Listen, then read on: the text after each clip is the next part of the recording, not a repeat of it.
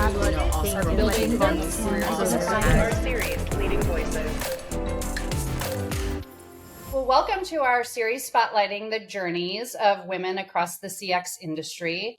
They're sharing real experiences and hard-earned lessons, along with practical guidance to inspire and equip the next generation of female leaders. So today, I'm really excited to feature Lisa Oswald, who leads customer service for North America and Europe at Travelzoo. Lisa oversees customer experience in the client success organization, and with more than 30 years of experience in the customer service space, Lisa's really built a reputation that is transformative, people first in her global service operations. So I can't wait to share more of Lisa's story. So to start us off, Lisa, tell us a little bit about yourself. Well, thank you very much, Ruth, for having me. You know, when we first met a couple of months ago, I had this instant feeling that you and I shared many of the same values. And the work that you and the Transcom team are doing is really a great example of that. I know that we both believe very firmly in advocating for women and bringing along the next gen. And so I am very thankful that you've allowed me to be a part of this process. So thank you very much. Absolutely. Yeah, we're honored, Lisa, that you took the time out. We know how busy you are, and we're just really excited to hear your story. So to kick us off, can you tell us a little bit about your first job in customer experience or your first job in general? Well, let's go for my first job in general. You know, believe it or not, I worked on a factory floor. I punched a time clock. I still can't believe that.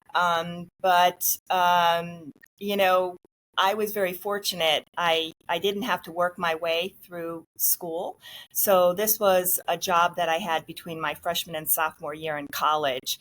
In fact, my mom got me this job, believe it or not. She knew the gentleman who ran human resources. And that just goes to show you that networking really works. But I was working in a QA lab testing ceramic chip capacitors, which I had no idea what they were back then. And all these years later, I still don't. But it was a really interesting lesson in humanity and teamwork. I worked in a lab with all women, so there was a great sense of camaraderie and a great sense of kinship. And I learned a lot about my own work ethic. And actually, I would have loved to have been working on piecework. I would have made out a lot better than whatever my minimum wage salary was at the time. It's incredible. I'd love to hear stories of people who have really started at the ground level and, you know, were willing to roll up their sleeves and get their hands dirty, which you certainly did in your case, working in a factory. Can you tell us a little bit about how you would describe your leadership style now that you are leading customer service at Travelzoo? Well, I've had a lot of time to think about this, and I find it hard to boil it down to just one word, so I'm going to give you two. And the first word is achiever.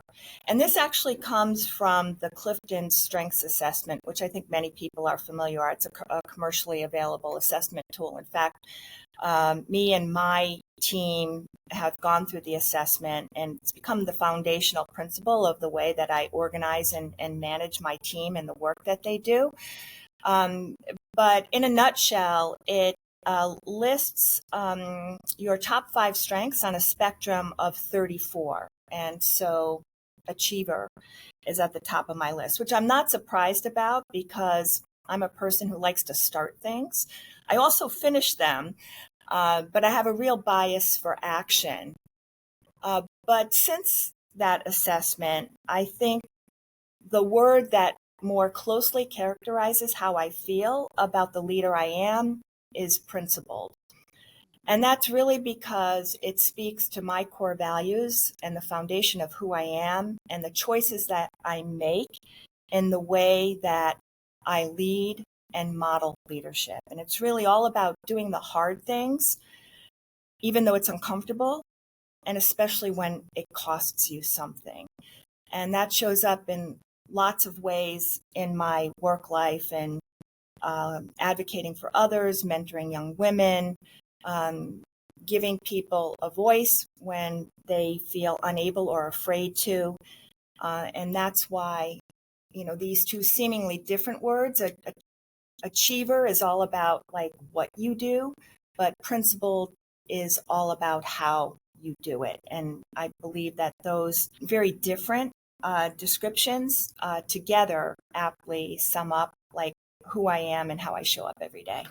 Absolutely. Yeah, I can certainly attest to that based on some of our experience working together when we were preparing for Execs and Go and your panel, just the level of intentionality that went into your prep and making sure that the group came together, that we were all on the same page with what we were trying to achieve with that panel and ensuring that everybody felt really comfortable with the direction of the panel and the way that it was going to go, and just bringing everybody together as the leader of that to make sure that it went off successfully. So I can certainly attest to bias for action, but also being an achiever and being principled. So can you tell us a little bit about how you got into customer experience in the first place? Quite by accident. And that's a story I hear from lots of folks like you and I who never expected they would land in customer experience, but by some left turn they did. And in fact, many years ago, I was working in PR at a big regional utility company. And I got plucked out of the PR department and landed in an operations role running all of the customer facing units for this utility. And I remember clear as day sitting behind that desk for the first day with absolutely no clue of what to do or how to go about doing it. But somebody saw something in me, and I'm very lucky that that happened because I quickly learned that I would much rather be making things happen and fixing things than spinning it. And I hear this story time and time again. As professionals in customer experience, we are not very good at advocating for our own profession. I say this all the time. We never tell students going into college or coming out of college that you could actually build a successful career starting in the call center. If you have a little bit of ambition and a little bit of smarts, you can move up and move around very quickly. And there are so many people I count as peers and friends who started their career in just that way. And then there's other of us that, just took a left turn. And it all ended up pretty good, I think. I'm pretty happy.